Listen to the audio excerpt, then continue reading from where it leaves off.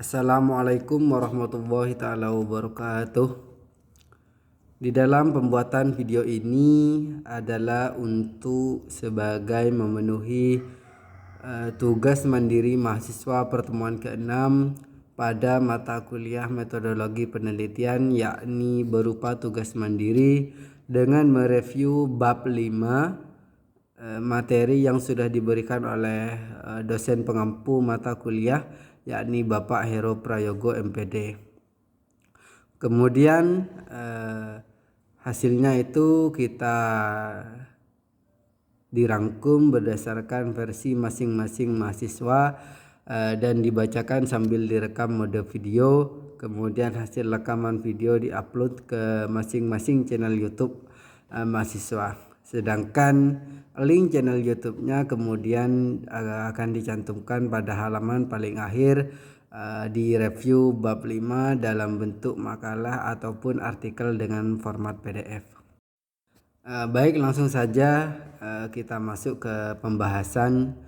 Artikel ini membahas lebih lanjut mengenai teknik pengumpulan data kuantitatif, yaitu pada metode pengumpulan data oleh peneliti untuk penelitian kuantitatif. Teknik pengumpulan data merupakan cara yang digunakan oleh peneliti untuk mengumpulkan data dalam sebuah penelitian. Untuk teknik pengumpulan data yang lazim digunakan dalam pengumpulan informasi kuantitatif yaitu berupa tes, skala, angket atau kuesioner, dan populasi, ukuran, dan teknik pengambilan sampel. Seperti yang tercantum dalam materi mengenai teknik pengumpulan data dalam penelitian kuantitatif pada materi pertemuan ke-6 ini, masing-masing akan dijelaskan lebih lanjut sebagai berikut. Selanjutnya yakni tes pengumpulan data dan pengembangannya. Mengikuti definisi yang dikemukakan Lee J. Cronbach, tes adalah a systematic procedure for observing a person behavior and describing it with the aid of a numerical scale or a category system. Sementara definisi tes menurut Frederick G. Brown yaitu a systematic procedure for measuring a simple behavior. Dua definisi tersebut mengisyaratkan adanya dua karakteristik suatu tes, yaitu yang pertama prosedur tes harus sistematik dan kedua tes berisi sampel perilaku. Pertama, prosedur tes harus sistematik. Menurut Wayne V. Castillo, suatu prosedur tes dikatakan sistematik dalam tiga hal, yaitu sistematik dalam hal muatan atau isi tes, sistematik dalam hal pengadministrasian penyelenggaraan tes, dan sistematik dalam hal penyekoran hasil tes. Kedua, tes berisi sampel perilaku, artinya butir-butir yang dibuat dalam tes sesungguhnya hanyalah cuplikan yang dianggap mewakili keseluruhan isi materi atau domain pengukurannya. Itulah sebabnya mengapa suatu tes perlu ditunjukkan validitas muatannya, yang berarti bahwa butir-butir yang dipilih sebagai sampel dinilai esensial untuk memiliki domain pengukurannya. Selanjutnya yang kedua yakni skala dan pengembangannya. Seperti dinyatakan Fred and Kerlinger, definisi skala sama saja dengan definisi tes. Keduanya merupakan instrumen pengukuran atau penyekalaan atribut-atribut psikologi. Perbedaannya, tes mengukur atribut psikologi kognitif sementara skala mengukur atribut psikologi non-kognitif. Oleh karena itu, atribut psikologi atau baik kognitif maupun non-kognitif merupakan konsep yang abstrak dan kompleks. Maka diperlukan prosedur-prosedur untuk mengkonkretkannya sehingga bisa membantu pelaksanaan pengukuran atau penyekalaan. Sebagai gambaran, bagaimana mengukur tingkat kecanduan seseorang terhadap internet atau internet addiction. Konsep kecanduan internet merupakan bangunan theoretical construct yang abstrak. Oleh karena itu, definisi konseptual yang masih abstrak tersebut perlu dioperasionalisasikan sedemikian hingga tampak lebih konkret, yaitu melalui penelusuran dimensi-dimensinya sehingga sampai pada indikator-indikatornya. Prosedur pengembangan skala pada dasarnya serupa dengan prosedur pengembangan teks. Perbedaannya hanya pada wilayah pengukurannya. Pada teks, wilayah ukurannya adalah berupa materi yang harus dikuasai oleh peserta tes, sehingga yang diharapkan dari penyelenggaraan tes adalah peserta mendapatkan skor hasil tes yang setinggi-tingginya atau performansi maksimal.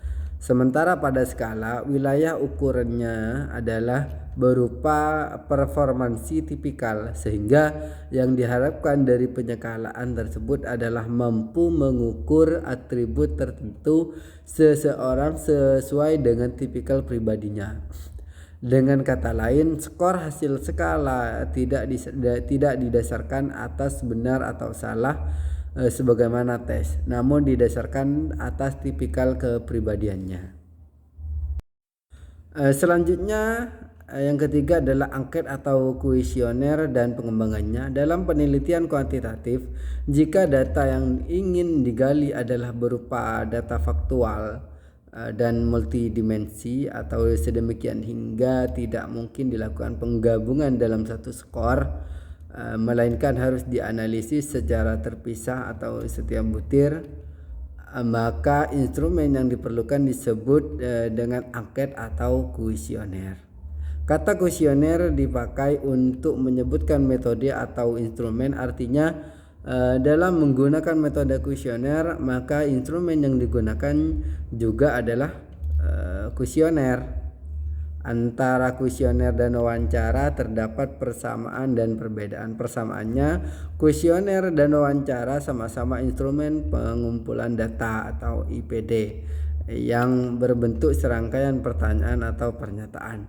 Dengan kata lain, keduanya tersebut merupakan instrumen pengumpulan data atau alat pengumpul informasi yang diperlukan dalam sebuah penelitian. Sedangkan perbedaannya terletak pada kedalaman informasi atau jawaban yang diperoleh dan wujudnya.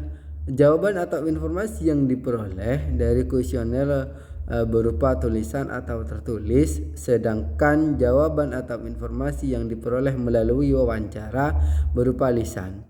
Selain itu, informasi yang diperoleh dari kuesioner tidak sedalam informasi yang diperoleh dari wawancara. Tujuan pokok dari penyusunan kuesioner adalah untuk yang pertama memperoleh informasi yang relevan dengan tujuan penelitian. Yang kedua, memperoleh informasi yang tingkat keabsahan dan keandalannya semaksimal atau setinggi mungkin. Selanjutnya yang keempat adalah populasi, ukuran, dan teknik pengambilan sampel. Populasi menurut Paul J. Bloomers dan Robert Forsyth mendefinisikan populasi sebagai the aggregate of or totality of object or individual regarding which inference are to be made through a sampling study. Kumaiti dan Budi Manfaat mengartikan definisi populasi yang dirumuskan Bloomers dan Forsyth tersebut sebagai totalitas objek atau individu tempat pengacuan atau inferensi dibuat berdasarkan pengalaman yang dijumpai dalam sampel. Kedua, ukuran sampel. Dalam sebuah penelitian yang memiliki populasi cukup besar, maka tidak mungkin melakukan penelitian dengan menyebarkan kuesioner kepada seluruh anggota populasi. Untuk itu, si peneliti perlu menentukan berapa jumlah anggota populasi yang akan dijadikan responden. Responden yang terpilih inilah yang kemudian disebut menjadi sampel. Dengan demikian sampel adalah bagian dari populasi. Dalam sampel harus tergambarkan karakteristik dari populasi. Kemudian teknik pengambilan sampel.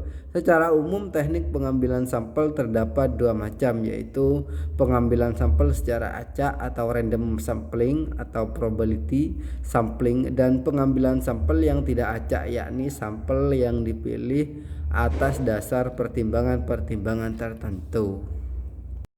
Sekian untuk video singkat penjelasan mengenai review materi pertemuan ke-6 ini, yakni teknik pengumpulan data. Semoga menjadi tambahan referensi bagi Bapak, Ibu, Saudara yang melihat dan menyimak video ini.